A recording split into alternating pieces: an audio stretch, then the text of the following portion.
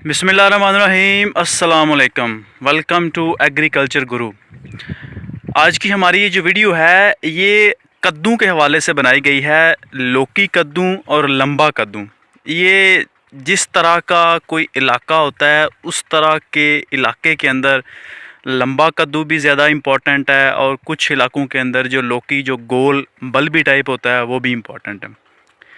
कद्दू के हवाले से मैंने आज से 15 दिन 20 दिन पहले वीडियो चढ़ा देनी थी, लेकिन जो मेरे सब्सक्राइबर हैं उन्हें इस बात का पता होगा कि मेरा जो टनल था वो तेज़ हवाओं की वजह से वो गिर गया था, जिसकी वजह से मैंने टनल के बारे में बताया था कि टनल मेरा गिर गया हुआ है। लेकिन जो तफसीली वीडियो थी कद्दू के हवाले से या जो लौकी कद्दू है उसके हवाले से वो मैं नहीं बना पाया था, तो उसके हवाले से ये आज मेरी एक तफसीली वीडियो होगी। इंशाल्लाह इस वीडियो के अंदर मुकम्मल तौर पर मैं आपको बताऊंगा कि ये जो टनल के ऊपर कद्दू लगाया जाता है इसके कितने फ़ायदे हैं, और अगर हम इसको कंपेयर करें जो कद्दू हम ज़मीन के ऊपर लगाते हैं तो इन दोनों के अंदर क्या फ़र्क है, और क्या जो कद्दू टनल के ऊपर चढ़ाया जाता है क्या ये फ़ायदेमंद है या नुकसानदेह है। सबसे पहली बात तो ये है कि ये जो अभी आपको नज़र आ रहा है कद्दू, ये मैंने 1 जून को लगाया था, और जो मेरी गुज़श्ता वीडियो थी तकरीबन 25 दिन के बाद मेरा जो टनल था वो गिर गया था। करेले का टनल ज़्यादा गिर गया था, लेकिन ये जो कद्दू का था ये थोड़ा सा लेट गया था, लेकिन बाद में इसको मैंने दोबारा रिकवर कर लिया था।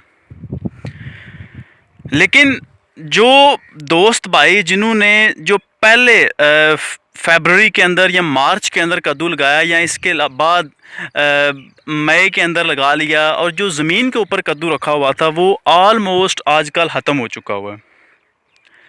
ज़मीन के ऊपर कद्दू जैसे ही बारिशें शुरू होती हैं उसी वक्त ज़मीन वाला कद्दू सारे का सारा ख़त्म हो जाता है, क्योंकि ज़मीन के ऊपर ज़्यादा जड़ी बूटियाँ हो जाती हैं। जड़ी बूटियाँ होने की वजह से वो कद्दू बड़ी जल्दी ख़त्म हो जाता है। इस दौरान जो कद्दू मंडियों के अंदर जाता है वो सिर्फ़ और सिर्फ जो कद्दू टनल के ऊपर चढ़ा हुआ है सिर्फ़ और सिर्फ वो जाता है। टनल के ऊपर 1 एकड़ का कद्दू चढ़ाने का जो टोटल खर्चा आता है वो तकरीबन एस्टिमेटेड 35 से 40 हज़ार रुपये आ जाता है। इसके अलावा अगर मैं सीड की बात करूं वो तो बराबर है, जो ज़मीन के ऊपर लगाना है वो भी सेम है, जो टनल के ऊपर चढ़ाना है वो भी सेम है। 1 एकड़ के अंदर जो टनल की लाइनें लगती हैं वो तकरीबन 12 से 13 लाइनें लगती हैं 1 एकड़ के अंदर, दोनों साइडों के ऊपर लगती हैं। इनका जो बेड का साइज़ था वो हमने 10 फुट रखा हुआ है, और जो दोनों साइडों के ऊपर कद्दू लगाया था, कद्दू की जो बेलें हैं वो टनल के ऊपर चढ़ा दी हुई हैं, और ज़्यादा लंबी होने की वजह से बेलें ऊपर से अब दोबारा नीचे चली गई हुई हैं।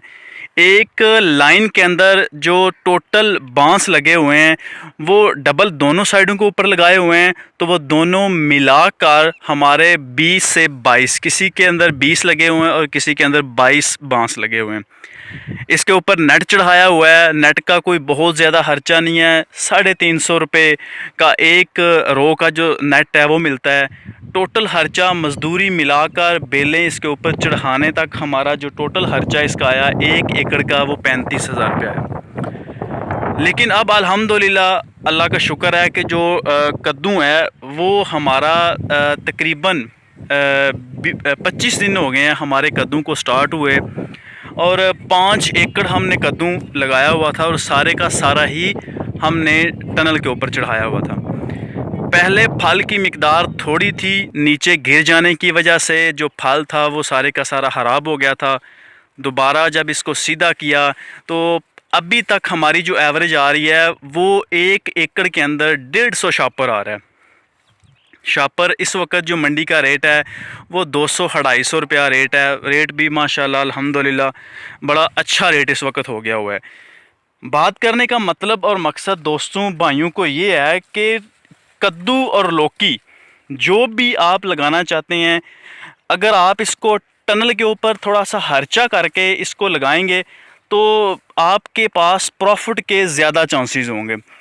लेकिन अगर आप इसको वो जो 30-35-40 हज़ार रुपया टनल वाला है उसको आप बचा कर ज़मीन के ऊपर इन बेलों को छोड़ देंगे, तो आपके पास जो सावन के अंदर ज़्यादा रेट के जब चांसेस बनते हैं उस वक़्त आपके पास ज़्यादा नफ़ा लेने का मौका नहीं होगा। अभी आप ये देख रहे होंगे कि अभी इसकी फ़िलहाल जो तुड़ाई है वो आज ही रिसेंटली हुई है, इसलिए इसका जो पीछे बारीक फल है वो आप देख सकते हैं कि कितनी मिकदार के अंदर लग रहा है। 1 2 3 4 5 6 7 8 9 10 11 12, मतलब सिर्फ इतनी सी जगह के ऊपर माशाल्लाह 12 जो कद्दू हैं वो लगे हुए हैं। तो ये कद्दू जो हैं इसके केयर के हवाले से अगर मैं बात करता चलूँ तो वो को बहुत ज़्यादा नहीं है। इसको अभी तक टनल सीधा करने तक हमने सिर्फ़ और सिर्फ 2 फंजीसाइड हमने स्प्रे की हैं और 2 ही हमने इसके ऊपर टानक की हैं। एक दफ़ा हमने इसको पानी लगाया है और पानी के अंदर भी सिर्फ़ और सिर्फ सिंगल सुपर फॉस्फेट 1 बोरी 1 एकड़ के अंदर हमने डाली है। इसके अलावा इसके ऊपर कोई मज़ीद केयर, कोई मज़ीद हमने फार्मूला इसके साथ नहीं लगाया। सिंपल सी चीज़ें आपको बताई हैं और बात सिर्फ इसलिए बता रहा हूँ ताकि आपको ये पता चले कि हम कद्दू के अंदर जो जब बारिशें शुरू होती हैं तो कद्दू का रेट क्यों बन जाता है। उसकी वजह बस यही होती है कि जो भी कद्दू डायरेक्ट ज़मीन के ऊपर लगा होता है वो ख़त्म हो जाता है बारिशों की वजह से। मार्केट के अंदर सिर्फ़ और सिर्फ वो कद्दू आता है जो टनल के ऊपर लगा होता है।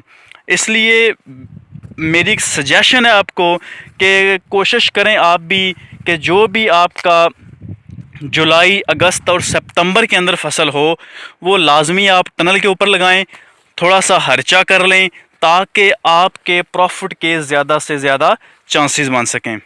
उम्मीद करता हूँ वीडियो आपको इन्फॉर्मेटिव लगी होगी।